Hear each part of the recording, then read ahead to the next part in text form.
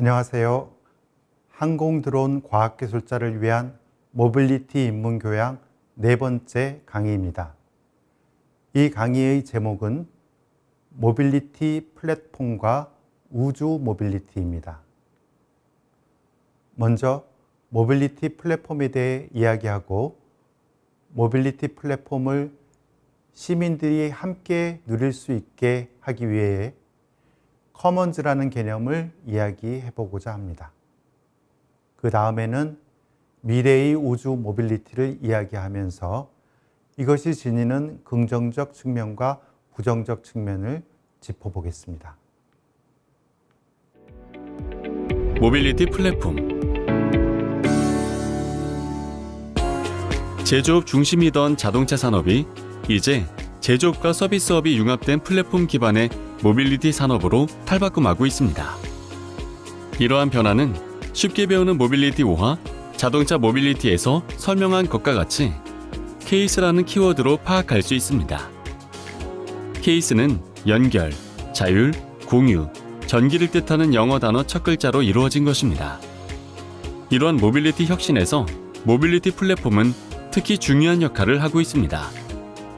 그렇다면 모빌리티 플랫폼이란 무슨 뜻일까요? 플랫폼은 원래 기차를 타는 승강장을 뜻합니다.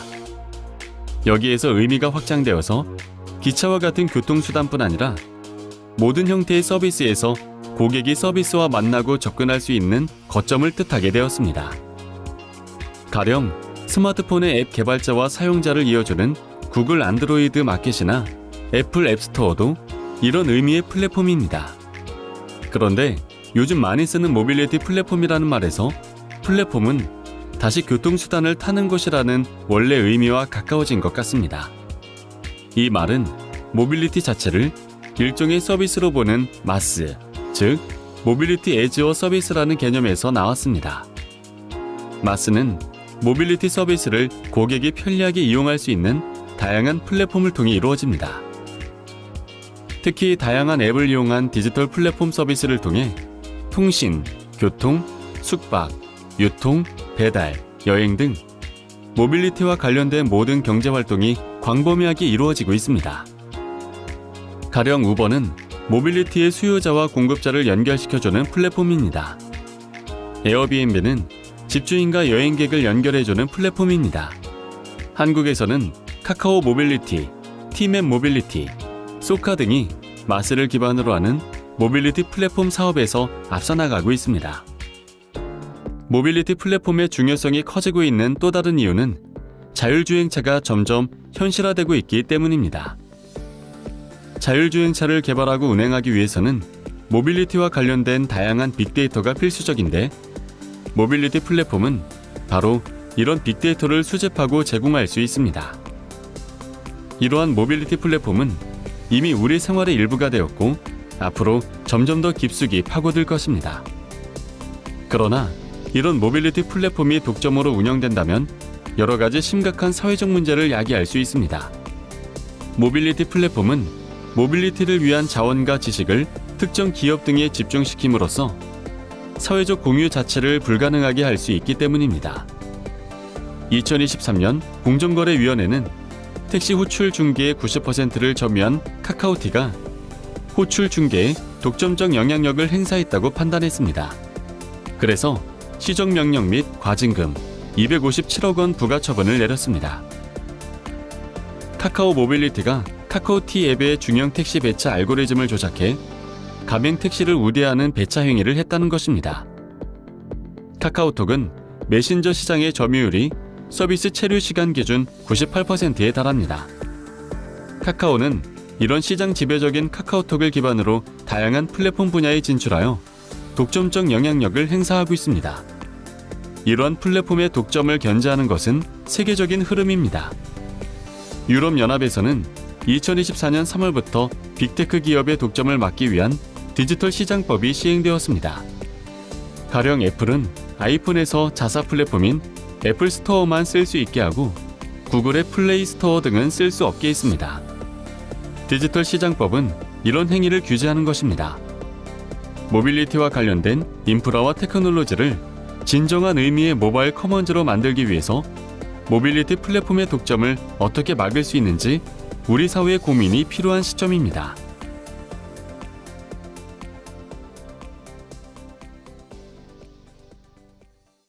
영상에서도 언급하였지만 플랫폼은 원래 기차를 타는 승강장이라는 뜻입니다. 이처럼 모빌리티 플랫폼이라는 말은 모빌리티를 이용하게 해주는 일종의 승강장이라고 할 수 있습니다. 특히 다양한 앱을 이용한 디지털 플랫폼 서비스를 통해 통신, 교통, 숙박, 유통, 배달, 여행 등 모빌리티와 관련된 경제활동이 이루어지고 있습니다. 영상에서는 우버나 에어비앤비와 같은 세계적 기업이나 한국의 카카오 모빌리티, 티맵 모빌리티, 소카 등을 예로 들었습니다. 이러한 모빌리티 플랫폼은 빅데이터와 인공지능을 기반으로 합니다. 영상에서는 모빌리티 플랫폼이 우리 모빌리티를 편리하고 효율적으로 만들어주는 한편 독점화를 통해 여러 부작용을 낳을 수 있다고 지적합니다. 우리는 이러한 독점과 대척점에 있는 개념으로서 커먼즈를 생각해 볼 수 있습니다. 커먼즈는 1차적으로 물, 공기, 초원, 삼림과 같은 물질적 공유재와 언어, 지식, 코드, 정보와 같은 사회적 공유재를 포괄하는 개념입니다. 커먼즈라는 말은 때로는 공유지, 공유재, 공동재, 공동자원체계, 공통장 등으로 다양하게 번역되지만 아직 이런 복합적 의미를 포괄하는 번역어에 합의하지 못하고 있습니다. 이처럼 단일한 번역어가 없는 것은 한국 사회에서 커먼즈를 사회적 의제로 제기하는 데 커다란 질곡이 되고 있습니다. 프레임은 하나의 개념으로 확정되어야 비로소 우리의 무의식의 습관처럼 장착될 수 있습니다. 따라서 커먼즈에 해당하는 우리말이 없는 것은 커먼즈라는 프레임이 굳건히 자리 잡는 것을 방해합니다. 어쨌든 이 말이 유명해진 것은 미국의 생태학자 게릿 하딘이 1968년 사이언스지에 기고한 짧은 에세이 공유지의 비극 때문입니다. 이 글에서 하딘은 모두에게 개방된 목초지가 있다면 목동들이 자기 사유지는 보전하고 이 목초지에만 소를 방목해 곧 황폐해질 것이라고 보았습니다. 개인들의 이익 추구 때문에 커먼즈는 필연적으로 황폐화된다는 이러한 비관적 견해는 후대에 큰 영향을 미쳤고 커먼즈의 비극을 극복하기 위한 이론적이고 실천적인 시도들이 이루어졌습니다. 특히 미국의 정치학자이자 경제학자 엘리노르 오스트롬은 공유지 관리학이라는 저서에서 시민사회 공동체의 자치를 보장하는 제도를 통해 공동자원을 자율적으로 관리하여 커먼즈의 비극을 막는 방안을 제시하여 2009년 노벨 경제학상을 수상했습니다. 그러나 일각에서는 하딘과 오스트롬 모두 인간이 이익만을 추구하는 합리적 존재라는 자유주의 경제학의 전제를 공유한다는 점에서 한계가 있다고 지적하면서 보다 근본적이고 급진적인 관점에서 커먼즈에 접근해야 한다고 주장하기도 합니다. 이러한 관점에서 시민들이 커먼즈를 자치적으로 관리하는 모습은 한국에서는 경의선 공유지 운동에서 구체화되었습니다. 2016년부터 2020년까지 공덕역 옆의 공터에서 시민들이 자발적이고 역동적인 참여로 일어난 이 운동을 계기로 2018년에는 커먼즈 네트워크라는 활동가 연대체가 조직되어 국가기관이 독점적으로 운영하는 공공공간과 공공재를 시민과 공유할 것을 본격적으로 요구하기 시작했습니다.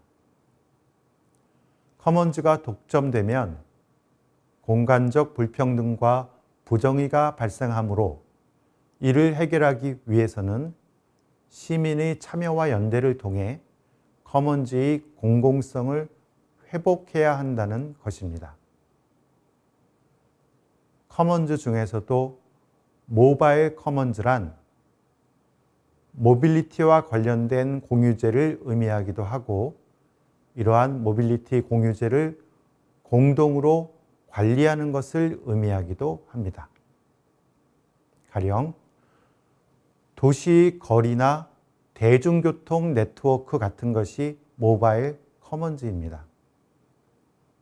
또 모바일 커먼즈는 모빌리티 공유재나 그것의 공동관리를 뜻할 뿐 아니라 이러한 공동관리를 되찾기 위한 사회운동을 뜻하기도 합니다. 즉, 모빌리티와 관계된 도시의 공유재들을 공동체적 협력으로 공유하고자 하는 운동입니다. 예를 들어 도로는 자동차 운행을 위한 모빌리티 자원으로만 인식되지만 사실 도로란 자동차 외에도 여러 구성원에게 권한이 주어져야 하는 모바일 커먼즈입니다.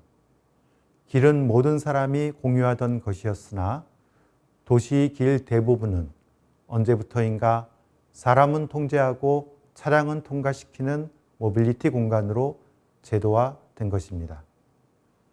그래서 도로는 권력이 지배하고 자본을 지원하는 공간으로 변모합니다.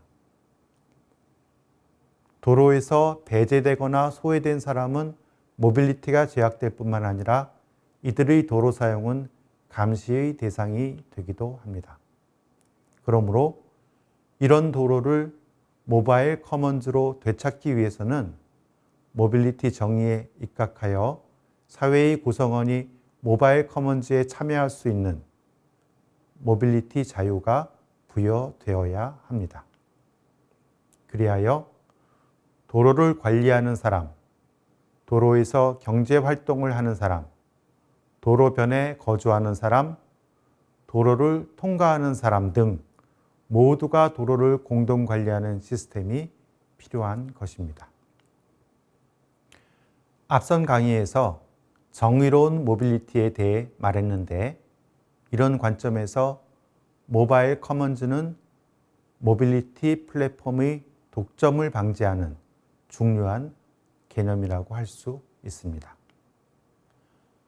앞선 강의에서 언급한 것처럼 20세기를 지배해온 자동차 모빌리티는 이제 이른바 케이스로 나아가고 있습니다. 모빌리티 기업들은 이를 마스, 즉 서비스로서의 모빌리티로 개념화했습니다. 우리가 고민해야 할 것은 케이스 혹은 마스가 시장형으로 나아가야 하는가, 공공형으로 나아가야 하는가입니다. 케이스 운영의 주도권은 개별 기업들에게 주어져야 할까요? 아니면 공공 영역에서 모바일 커먼즈로 운영되어야 할까요? 민간 분야 중심으로 추진된다면 효율성이나 혁신성 등의 장점이 있지만 또 다른 여러 단점을 유발할 수 있습니다. 가령 케이스 중 S, 즉 공유를 표방하는 우버를 둘러싼 논란은 이를 잘 보여줍니다. 이처럼 민간의 플랫폼 기업 주도로 개발되고 운영되는 이른바 공유 자동차가 진정한 의미의 공유 경제인지 의심을 불러일으키고 있는 것입니다. 따라서 우리는 가령 서울의 따릉이처럼 공공기관이 운영하는 공유 자전거 모델을 자동차에도 도입할 수는 없는지 고민해 봐야 할 것 같습니다. 케이스 중 E, 즉 전기차와 A, 즉 자율주행차를 개발하는 테슬라 같은 기업들도 이윤 극대화를 추구함으로 여러 문제를 일으킬 수 있습니다. 어떤 학자들은 기본적으로 공공 중심으로 진행하되 민간 분야로 보충하는 방향으로 나아가야 한다고 주장합니다. 그러나 이 경우도 궁극적으로 모든 것이 연결되는 C, 즉 연결로 인하여 모든 것이 추적되고 감시되는 시스템을 만들 수 있습니다. 이를 디지털 파놉티콘, 즉 디지털 원형 감옥이라고 부릅니다. 따라서 이를 막기 위한 시민들의 민주적 수기와 통제가 필요합니다. 우리는 미래의 모빌리티 사회를 상상하며 이런 물음을 던지고 사회적 토론을 시작해야 합니다. 이제 이런 화두를 가지고 우주 모빌리티에 대해 살펴보고자 합니다. 우주 모빌리티 2021년 10월 21일 대한민국 최초로 자력으로 개발한 한국형 발사체 누리호가 발사되었습니다. 발사된 지 16분 만에 고도 700km까지 날아올랐지만 마지막 고비는 못 남겨서 절반의 성공으로 끝났습니다.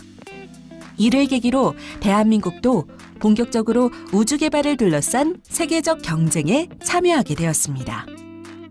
우주 개발을 향한 경쟁은 1957년 10월 4일 소련이 세계 최초의 인공위성 스푸트니크 1호를 쏘아 올리면서 시작되었습니다. 그로부터 12년 후 1969년 7월 21일 미국의 아폴로 11호가 달 착륙에 성공함으로써 우주에 대한 상상력은 최고조에 달했습니다. 그 후 민간인으로 최초의 우주여행을 한 사람은 2001년 캘리포니아의 부호 데니스 티토로 알려져 있습니다. 러시아의 소유즈 TM-31을 타고 국제우주정거장에 도착해서 6일간 머물면서 지구를 128회 공전하고 이후 카자흐스탄 사막에 무사히 착륙했습니다. 그는 이 여행을 위해 약 2천만 달러, 즉 2021년 환율 기준으로 230억 원을 지불한 것으로 알려져 있습니다. 그러나 민간 기업이 주도하는 우주여행의 시대는 최초의 인공위성을 쏘아올린 1957년 이후 64년이 지난 2021년 7월 드디어 본격적으로 개막했습니다. 2021년 7월 버진 갤럭틱과 블루 오리진이 최초로 민간인 준궤도 우주여행을 시작한 것입니다. 그리고 같은 해 9월에는 스페이스 X가 최초로 민간인 궤도 비행 우주여행을 시작했습니다. 버진 갤럭틱은 2004년 영국 버진그룹의 리처드 브랜슨 회장이 우주관광 사업을 위해 세운 기업입니다. 블루 오리진은 2000년 아마존 창업자 제프 베이조스가 지구를 오염 산업으로부터 해방하기 위한 우주 식민지 건설이라는 목표를 실현하기 위해 설립했습니다. 스페이스X는 2002년 일론 머스크 테슬라 최고 경영자가 화성의 식민지화와 인류의 우주 진출을 위해 창립했습니다. 특히 스페이스X를 성공시킨 일론 머스크는 타임지에 의해 2021년 올해의 인물로 선정되었지요. 냉전 종식 이후 이러한 우주 모빌리티의 특징은 무게중심이 군사 분야로부터 산업으로 이동한다는 데 있습니다. 또 단순한 인공위성이 아니라 유인 우주선을 통하여 사람이 우주를 오가는 모빌리티가 이루어지고 있습니다. 특히 2020년대 우주 모빌리티의 특징은 우주 개발이 본격적으로 자본주의 혁신과 경쟁 논리의 울타리로 들어왔다는 사실입니다. 현재 우주 모빌리티를 추구하는 기업들은 인류를 위한 장기적 비전을 제시합니다. 베이조스는 지구 둘레에 인구 100만 명 단위의 우주 식민 위성 도시를 건설하겠다고 합니다. 머스크는 화성에 지구인의 식민지를 만들려고 합니다. 이들은 환경오염을 일으키는 사업을 지구 밖으로 축출할 수도 있고 천국 같은 기후의 휴양도시도 만들 수 있다고 주장합니다. 또한 우주 모빌리티를 추구하는 기업들은 대중적으로 우주 관광의 길이 열릴 것이라는 장밋빛 전망을 내놓고 있습니다.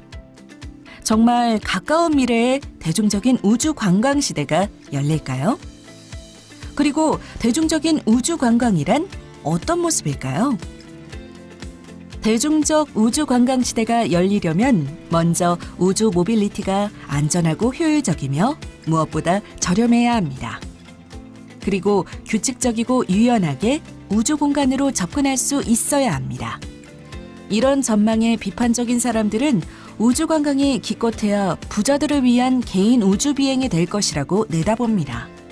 부자들은 자신을 다른 사람들과 구별짓는 라이프 스타일로 우주 관광을 즐기게 될 것이라는 것입니다. 그렇다면 이러한 특수한 계층의 우주 모빌리티를 우선시하는 상업적이고 정치적인 결정은 앞으로 어떻게 전개될까요? 이에 대해 낙관론자들은 대중적인 우주관광 시장의 잠재력이 높다고 보고 있습니다. 쉽게 배우는 모빌리티 13화에서 관광객의 시선을 다루었는데 우주관광은 새로운 관광객의 시선을 창조할 것이라고 합니다. 이렇게 주장하는 사람들은 항공산업을 예로 듭니다. 항공산업 초기인 20세기 초에는 상위 1% 부자만 비행기를 탔지만 이제는 항공여행이 대중화되었습니다. 이와 마찬가지로 우주여행도 초기에는 부자만 할 수 있겠지만 점점 대중적 여행이 가능해질 것이라는 것입니다.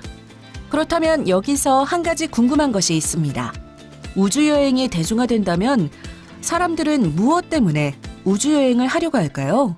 우주에서는 무엇을 보고 무엇을 체험할 수 있을까요?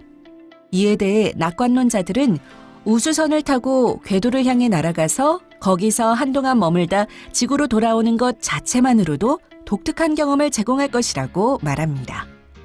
여기에는 우주 공간을 바라보거나 우주의 무중력 상태를 경험하는 것도 포함되지요.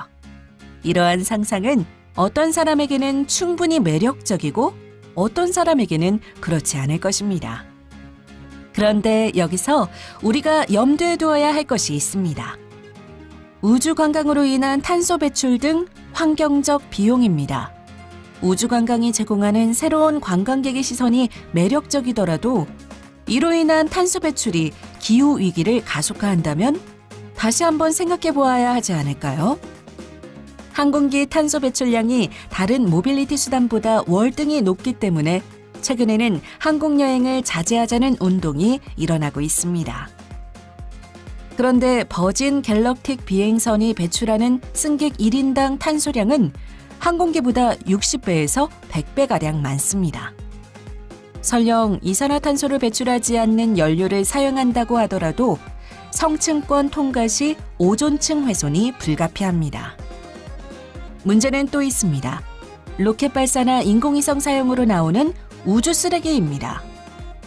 이 그림은 지구 주변의 인공 우주 물체들을 나타낸 3D 그래픽 이미지입니다. 흰 점은 인공위성, 붉은 점과 파란 점은 모두 우주 쓰레기입니다.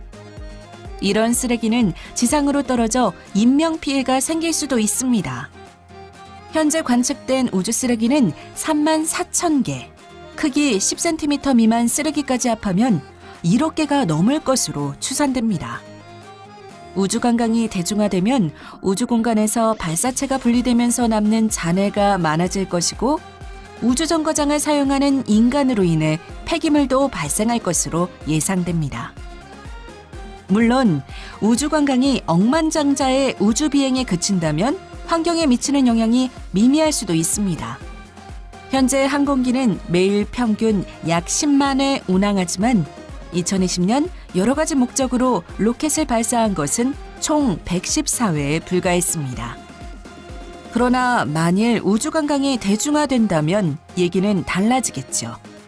물론 기업들은 친환경 연료 개발 등을 통해 이런 문제를 돌파하고자 할 것입니다. 기술이 야기한 문제를 새로운 기술로 해결하겠다는 생각일 것입니다. 그러나 문제는 그러한 전망은 아직은 불투명한 반면 위험은 바로 코앞에 닥쳐 있다는 것입니다. 기술 혁신, 과연 누구를 위한 것인지 생각해 봐야 하겠습니다.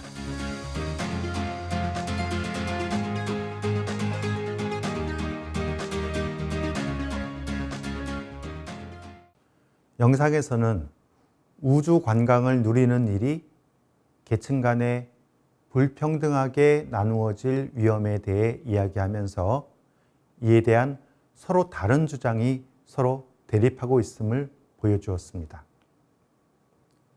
과연 우주 관광은 부자들을 위한 개인 우주 비행으로 전락할까요? 아니면 대중적 우주 관광 시대가 열릴까요? 그리고 영상에서는 우주 관광을 하는 목적이나 우주 관광으로 인한 탄소 배출이나 우주 쓰레기 등의 환경적 비용에 대해서도 묻습니다. 우리는 이와 관련하여 우주 모빌리티를 가능하게 하는 플랫폼이 어떤 형태이어야 하는지 질문할 수 있습니다. 2020년대의 특징은 우주 개발이 드디어 자본주의 혁신과 경쟁 논리의 울타리로 들어왔다는 사실일 것입니다. 그렇다면 앞서 모바일 플랫폼의 독점과 커먼즈에 대한 질문을 우주 모빌리티에도 던질 수 있고 던져야 할 것입니다. 또 다른 우주 모빌리티의 목적 중 하나는 우주의 자원 탐사입니다. 특히 달에 관심을 기울이고 있는데 달에는 꿈의 에너지로 알려져 있는 헬륨-3나 히토류 등과 같은 희귀 자원이 대량으로 매장되어 있기 때문입니다. 달에는 헬륨-3가 약 100만 톤 이상 매장되어 있는 것으로 알려져 있습니다. 헬륨-3는 인류가 수백 년 이상 사용할 수 있는 청정 에너지원으로 활용할 수 있다고 합니다. 또한 히토류는 전기차용 배터리 등 첨단 산업에 필요한 주요 물질입니다.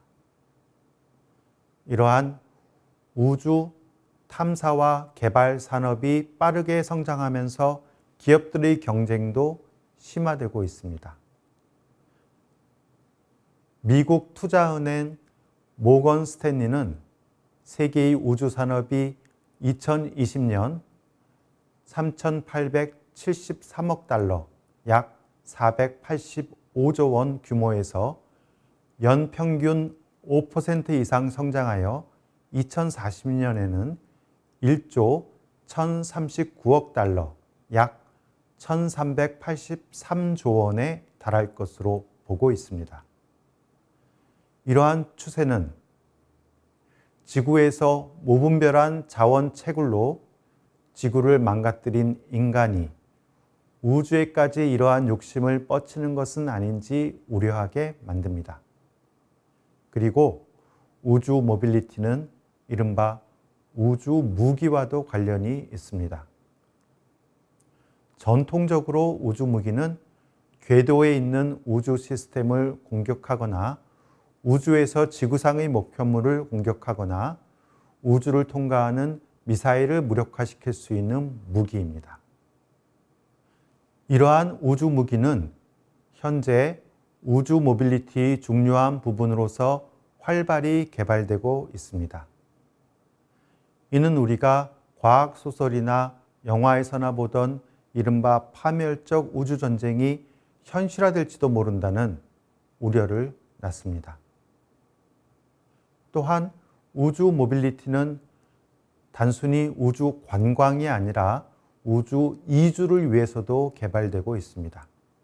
다시 말해 지구온난화가 계속되어 지구가 더 이상 사람이 살 수 없는 불모지로 변하면 외계로 이주하여야 한다는 것입니다.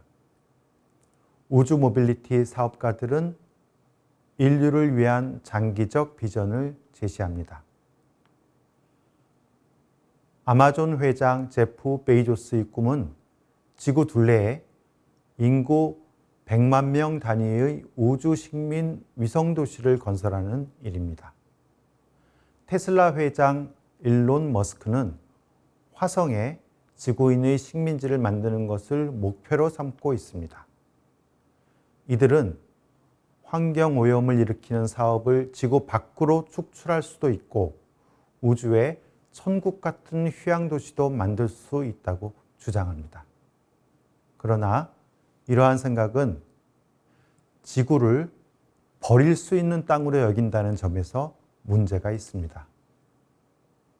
이런 생각을 가지고 있다면 지구온난화에 대처하는 노력의 힘을 뺄 수도 있습니다.